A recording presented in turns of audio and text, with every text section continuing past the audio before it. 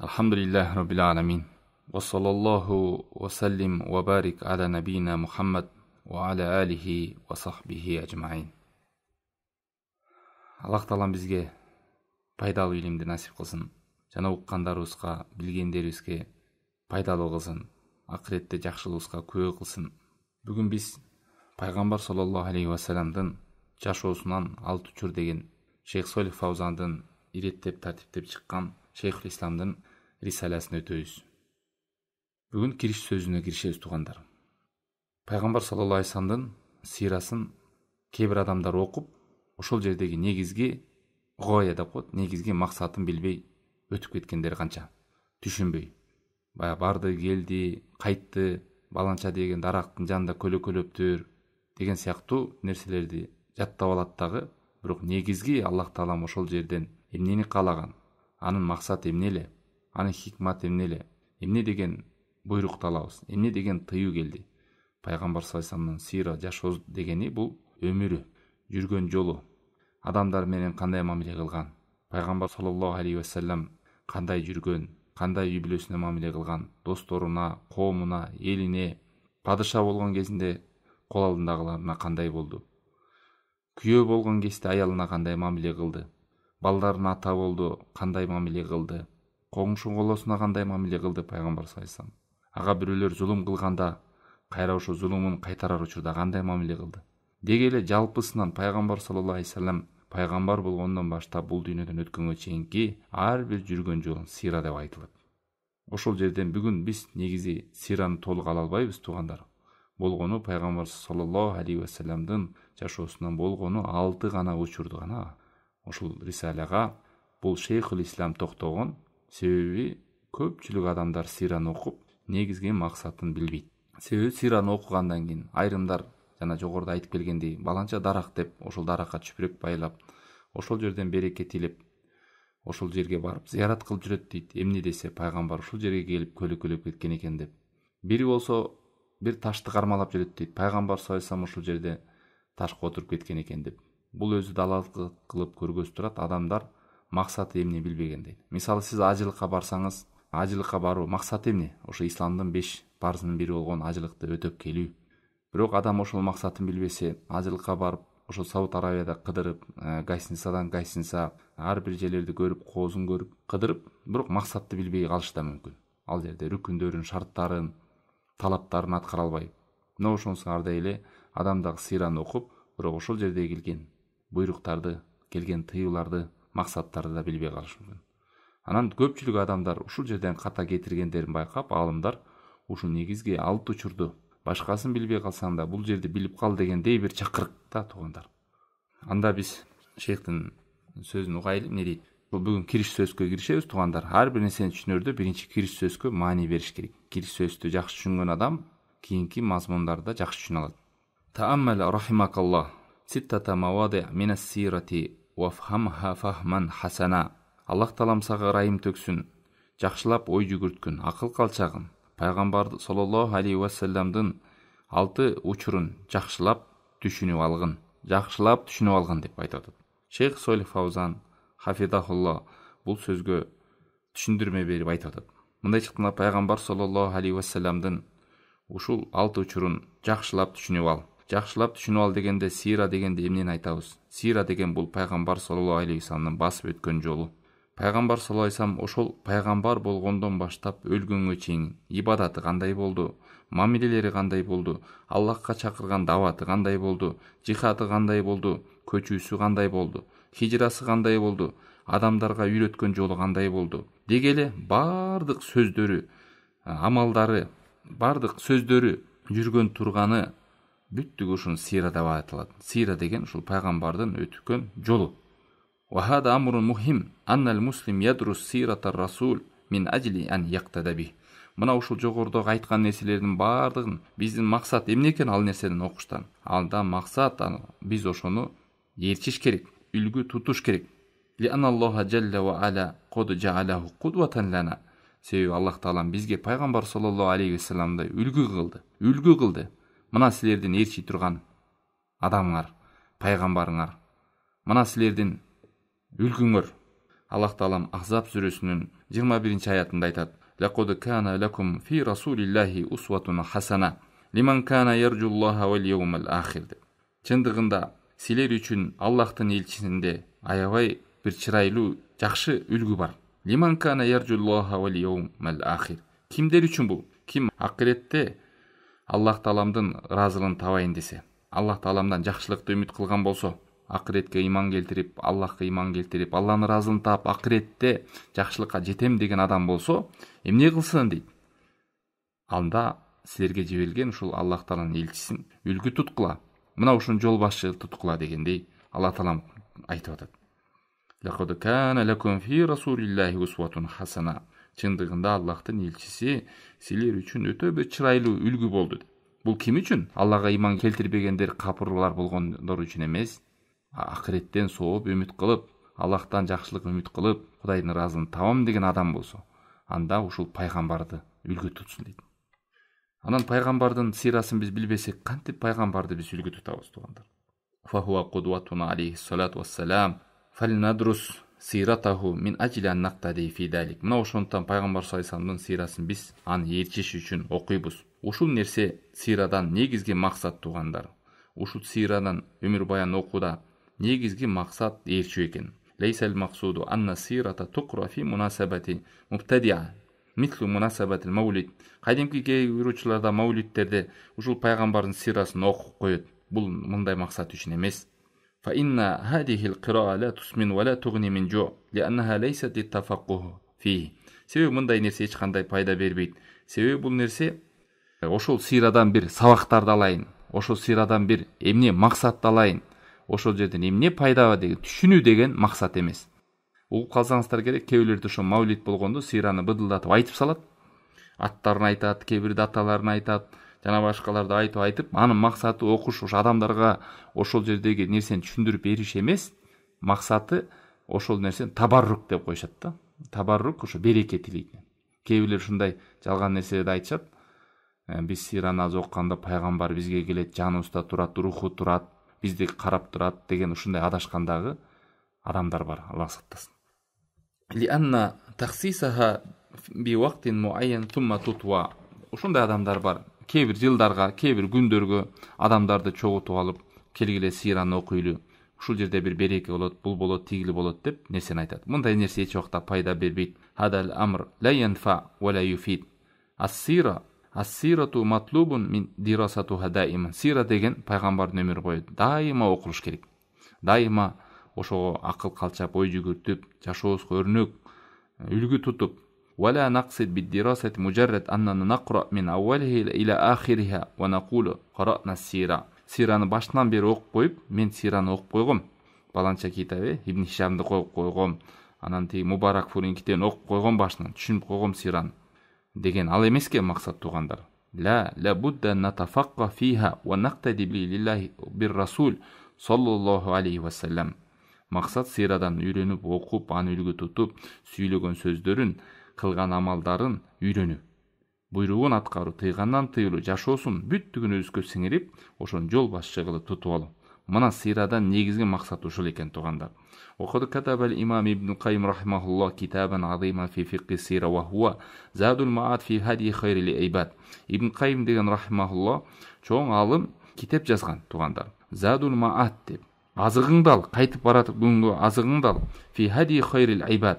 Адамдардын эң шарампаттуу болгон, эң жакшысы болгондун хидаятын үйрөнүп бара турган жериңе азыгыңды ал деген китеби бар. Ва катаба ба'дул муасирин китабат минха ма хуа сахih. Дегеле бүт негизги алымдар пайгамбар саллаллаху алейхи вассалам үчүн китептерди жазып чыккан. Кээ бирлер китептери туура эмес китептери бар. Карасаң, китептердин багытын карасаң дейт. Ушул ширкке чакырган, баланча үңкүрдөн береке тилөө, баланча дарак дегенге барсаң мындай пайгамбар саллаллаху алейхи вассалам ушул жерде болгон экен деп, ошол асарларды кыдыртууга, ошондой даталарды жаттатууга, баланча аттарды билүүгө болду. Ушундай нерсе менен чектелет дейт. Бирок туугандар сира деген бул эмес максат дейт. وجعل هذا المقصود من قراءة السيرة ولكن هذا لا عبرة به. Бул нерседен ибарат алынбайт. لأن كل ينفق مما عنده الذي عنده شيء جيد ينفق شيئا جيدا والذي عنده شيء رديء ينفق رديئا. Мына туугандар, ошол башынан баягы кыргызда сөз бар го, элге отурганда эле кыйшык отур деп. Кээ бир адам башынан туура эмес үйрөнгөн болсо, ошол китептин максаты туура эмес жазылган болсо, ошол нерсени эле адам үйрөнүп алышы мүмкүн. Бирок негизги пайгамбар саллаллаху алейхи вассалам эмнени каалады бул үммөттөн, эмнеге чакырып келди пайгамбар саллаллаху алейхи вассалам, ошол нерсени билбей калышы мүмкүн. Анан биз дагы ошол сыйраны окуп, негизги максатын билбей калгандардан болбойлу, Аллах Тааламдан жакшылык тилейли, акыйкатты сураналы, чындыкты сураналы деп ушундай адашкан топтордон максатын билбей сыйраны окуп, башка нерсени көздөп кеткендерден болбойлу деп шейх дуа кылды сөзүн кириш сөздө. Фал максуду мин дирасати сирати расул саллаллаху алейхи вассалам. Пайгамбар саллаллаху алейхи вассаламдын өмүр баянын үйрөнүүдө адам ибарат алуу, аны амал кылуу, үлгү туртуу жана өкүмдөрүн билүү. Мына ушул нерсе матлуб, ушул нерсе талап. Лианна хаятаху куллуха хайр. Себеби пайгамбар саллаллаху алейхи вассаламдын өмүрүнүн бардыгы жакшылык. Ва куллуха илм, жана бардыгы илим. Ва куллуха амалун солих, бардыгы амал, жакшы амалдар, бардыгы курбанчылык, бардыгы дават, бардыгы илим, үйрөтүү, ушунун бардыгы пайгамбар саллаллаху алейхи вассалам жакшылык менен курчалган, бардык тарабынан. Ошондон эмне кылыш керек туугандар? Фа алейна нa'тани бисиратихи. Ошон үчүн пайгамбар саллаллаху алейхи вассаламдын сирасын жакшы билишибиз керек, көңүл бурушубуз керек. Ва шейх ахада минха ситтата мавади мухимма вал бакия мавжуда фи сиратихи. Болгону бул шейхул ислам бул жерден 6 гана учурду алды.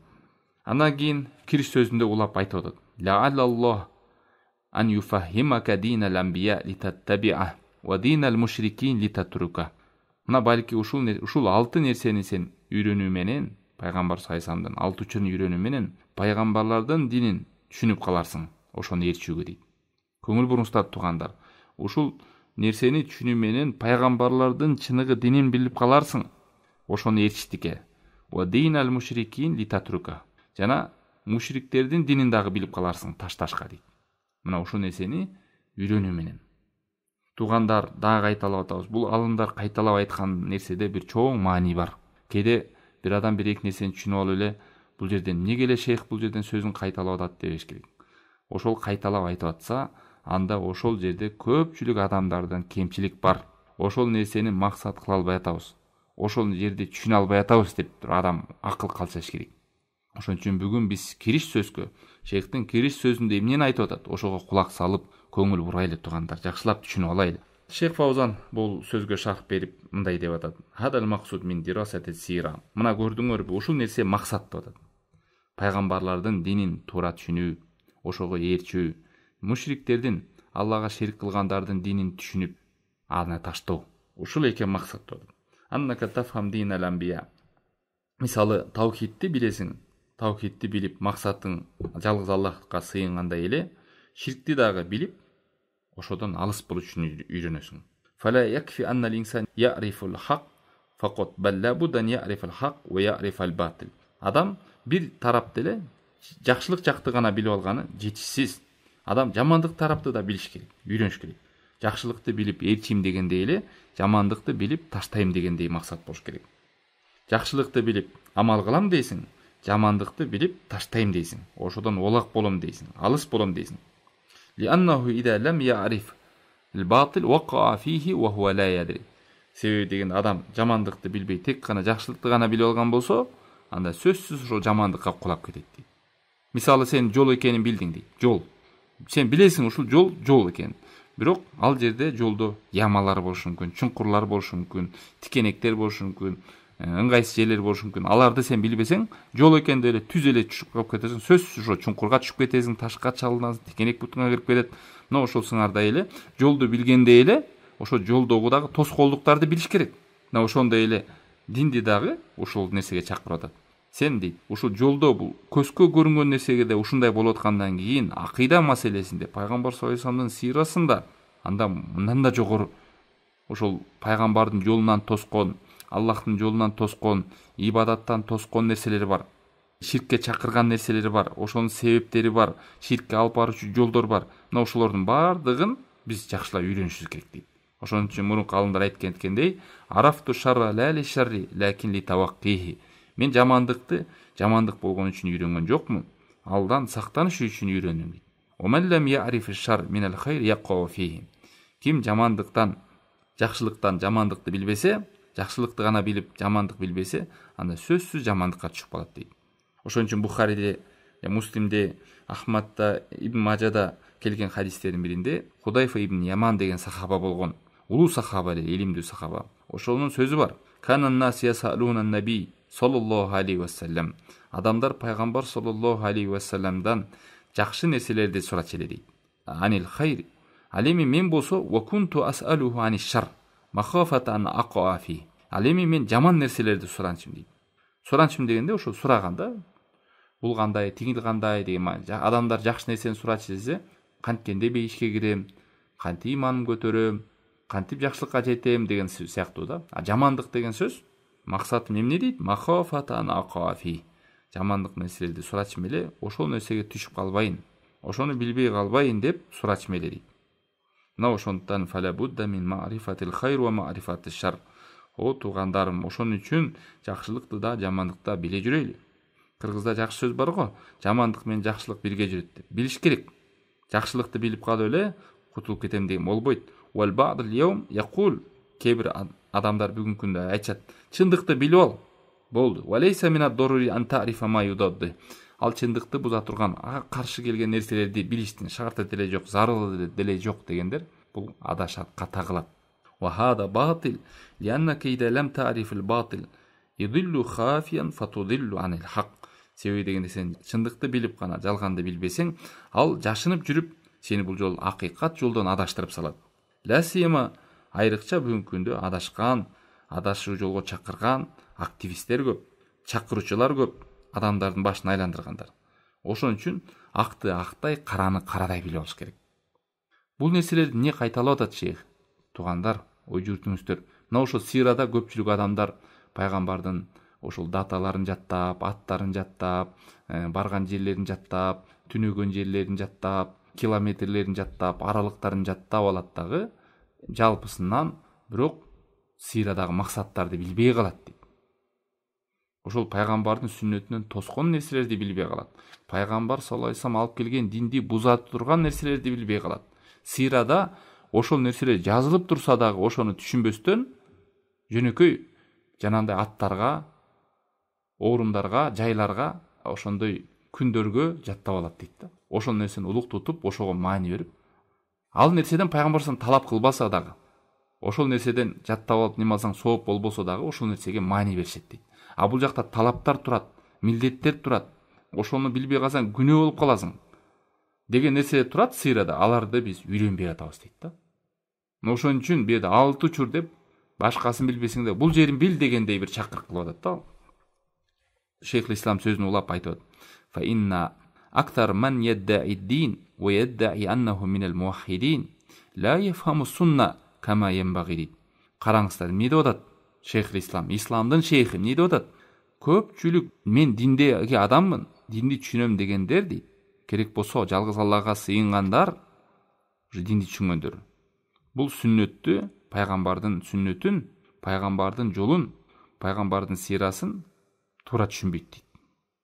Тилекке каршы көпчүлүк адамдар дейт. Мына көрдүңүздөрбү? Неге туура түшүнө албайт дейт. Ал-мушрикун себеби мына ошол негизги нерсени түшүнбөгөндөн кадимки мына сүрөттө атат. Ал-мушрикун ятакаррабуна илаллахи биширки ядуннуна аннаху хайр. Аллага шерик кылып сыйынгандар мушриктер. Дагы жаман ойдолук эмес да. Алар деле ширк кылып алып, ошол нерсени жакшы деп жүрүшкөн. Лианнахум ла ярифуна ширк. Себеби алар ширк деген нерсени билген эмес. Ширк бул кооптуу экен. Бул амалды жууп салат экен, билген жок да. Фасору ятакаррабуна бихи илаллах. Мына ошол кылып аткан жаман иш менен биз Кудайга жакындайбыз деп жүрүп да. Түшүнбөгөндүгүнөн. Кылып аткан ширк иши менен Кудайга жакындайбыз деп жүрүп дейт.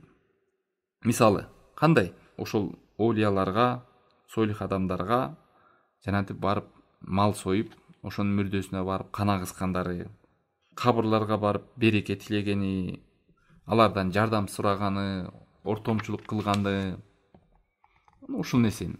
Нахну на'ламу аннахум лейса лахум минал амри шей. Биз билебиз, бул нерседе эч кандай жакшылык жок, пайда жок.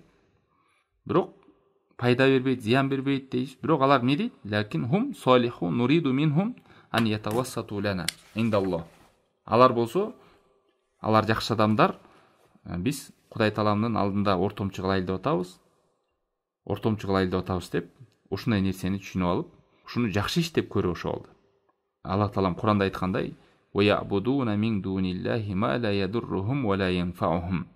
Алар Аллахтан башкага сыйынышат. Алар ал сыйынган нерселери пайда бербесе дагы, зыян бербесе дагы дейт. Хум я'тарифун аннахум ла ядуррунахум ва ла янфаунахум. Алар өздөрү моюн алып атат. Мушриктер сыйынган нерселерине ошол айтпадык, арбактар болуу, кабырлар болуу, дарактар болуу, мурунку өтүп кеткен ата бабалар болуу, ошолорго сыйынганда ортомчулугун айтып атат. Зыян бербейт, пайда бербейт, бирок не деп сыйынышып экен? Ва якулун хаулаи шуфаауна индаллах. Бул Юнус сүрөсү 18-аятта келет. Булар Алланын алдында бизге шапаат кылуучулар. Мындай айтканда бизге жакшылыктан жеткизип, жамандыктан тосуучулар, Кудайдын алдында туруп, биздин талабыбызды талашуучулар деп ошондой максатта сыйынышкан дейт. Иттахадухум шуфаа факот. Булардан пайда берет деп эмес, ошол шапаат берет деп, шапаат кылат деп сыйынышкан дейт. Эмнеге туугандар муну мисалдады шейх? Эмнеге? Эмне үчүн шейх бул жерден азыр сиранын кириш сөзүндө айтып келатып, ушул мушриктердин сүрөттөп бизге ошондой нерсеге сыйынып калгандарын, анан барып ошолордун актанууларын айтып эскерип кетти.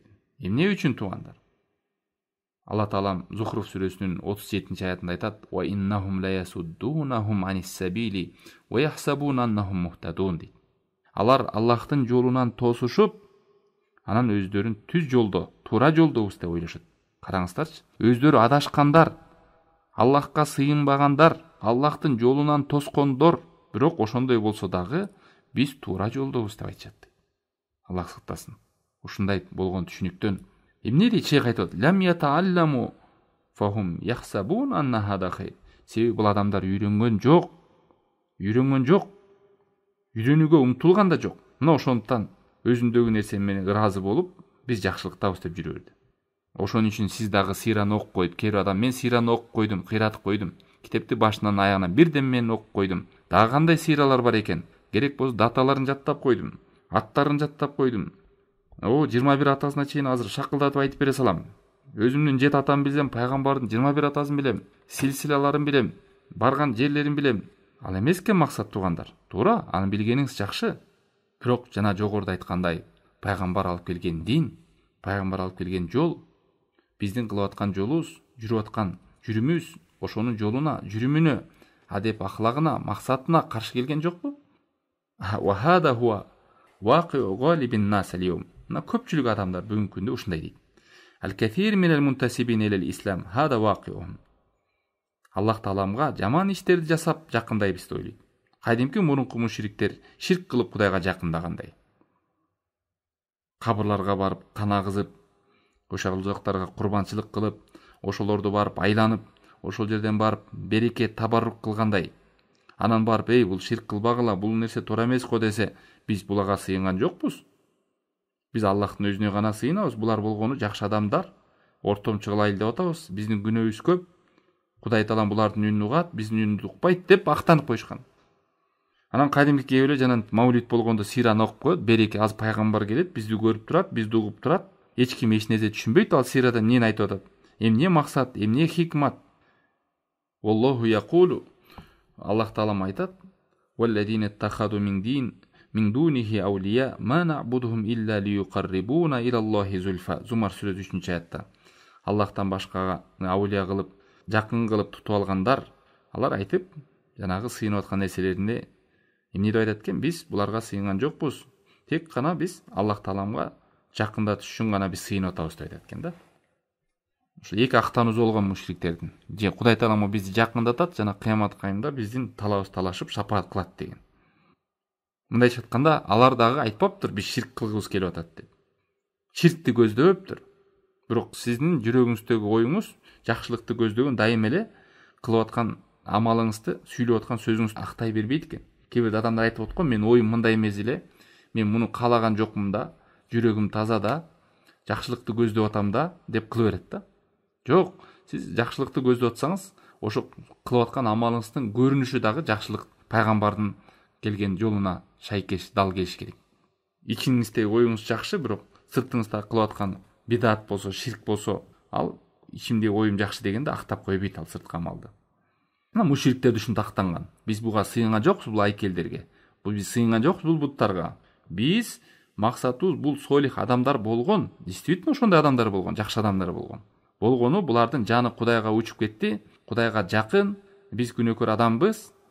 Анан буларды ортомчу кылсак, Кудай Таалам бизди көп тааныбайт. Себеби дегенде биз күнөөкөрбүз, булар аркылуу чыксак, бат Кудайга жетебиз, бат Кудайга жакындайбыз, бат Кудайга үнүбүз угулат деген максаттар болгон. Биз Аллахты таштап салдык, башкага сыйынып кетели деп андай максат көздөптүр. Мына ошол нерсени Алла Таалам кечирилгис күнөө деп атаптыр. Ошондой максаттары болсо дагы, ушул мына ширктин көзү деп айтып атат. Анан биз дагы сыйраны окуп алып, дагы деле дарактарга чөптөрдү байлап коюп, баланча үңкүрлөрдөн береке тилеп коюп, баланча тоо пайгамбар деген келиптир бул тоо деп, ошол жерден бала үмүт кылып жүргөн болсо, анан келип айтып койсо, мен сыйраны окуп койгом, мен сыйраны десе.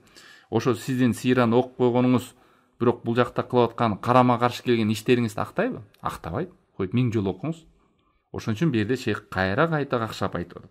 Сыйрадан окуу максатыбыз пайгамбар алып келген жакшылыкка эргешип, ошону карманайлы. Пайгамбар эскерткен нерселерден сактанайлы. Мына ушул сыйра деп. Унзур кайфа яти шайтан иля бани адам. Карачы дейт. Шайтан, Алланын алаты болгон шайтан, налаты түшкөн шайтан кандай адамды азгырат дейт туугандар. Мындай кандай бир адамдын акылына сыйбаган жолдор менен келет.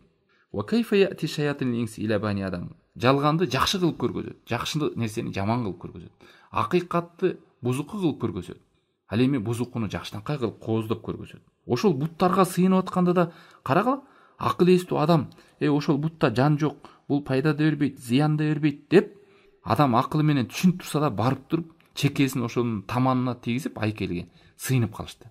Бирок ошону эки түшүнүк менен алдап кетти да. Не деп? Силер күнөөкөрсүңөр. Силердин үнүңөр Кудайга жетпейт.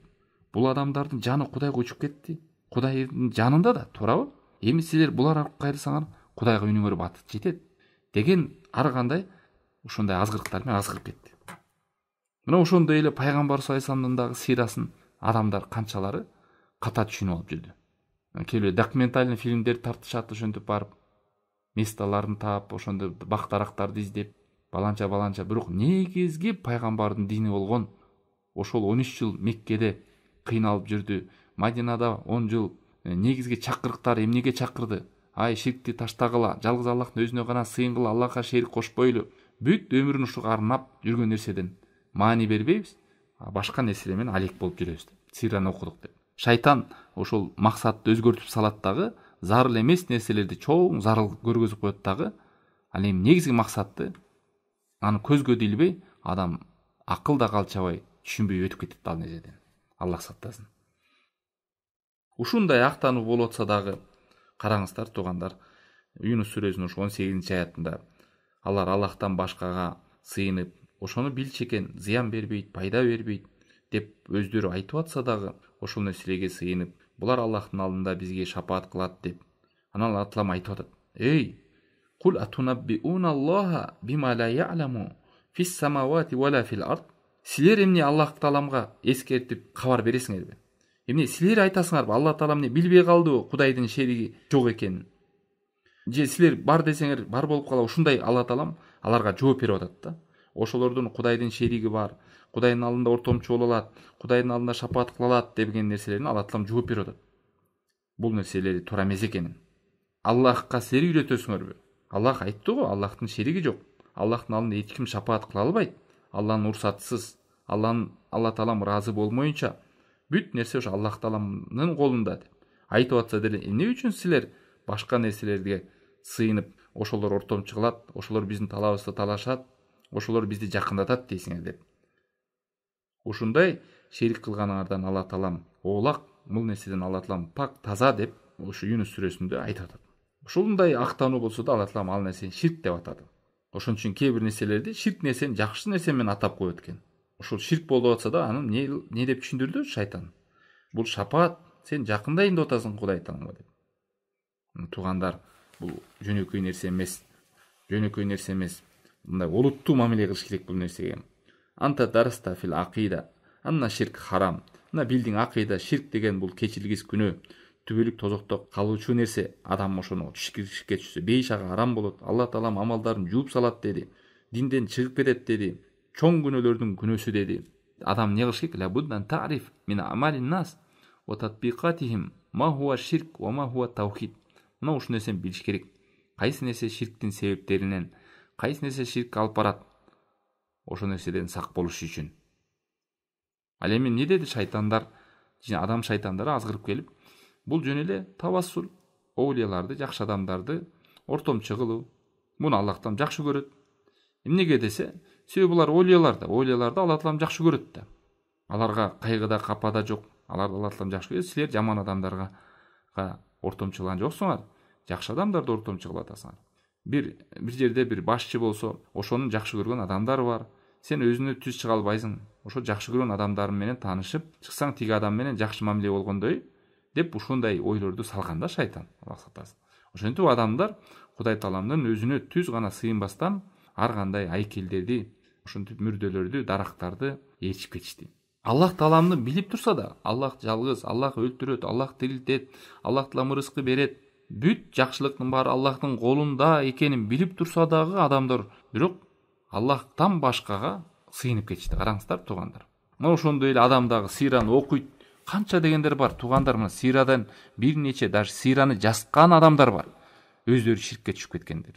Түшүнгөн эмес, жанантип бир история катары жазып салгандар бар. Анан ошо менен сыймыктанып, мен тим эле бүттүгүн тытам, мына мунчасын нерсени жаттагам деп ошонун жаттоо жактарына айтып бербедим, месталарды, даталарды, аттарын, ошондой нерселер менен алек болот. Бирок пайгамбардын ошо сыйрадан дини эмне?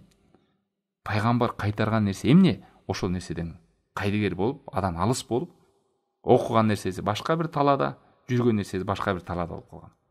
Ушул нерсе кээ бир адамдарда эмес дейт, көпчүлүк адамдарда да. Ошон үчүн алымдар кээде ошол нерсени канча адамдар сыйраны окуса деле кээ бир нерсени негизги чоң нерселерди түшүнбөй калгандыктан мына ушундай нерсеге көңүл буруп жазып атат. Ошо 6 учур, мына ушуну билип калчы.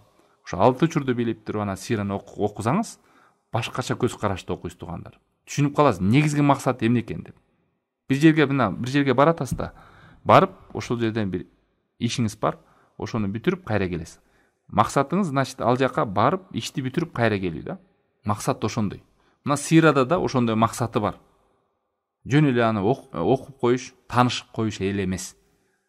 Ошону түшүнүш керек, билиш керек, амал кылыш керек. Пайгамбар эмнени каалаган бул үммөттөн, ошону аткарыш керек. Эмнени тыйган, ошону тыйылыш керек. Мына ошол нерсе сыйрада келген. Ошол жерде адамдар көздөр жүгүрүп өтүп кетип атат дейт. Түшүнбөйт негизги максатын.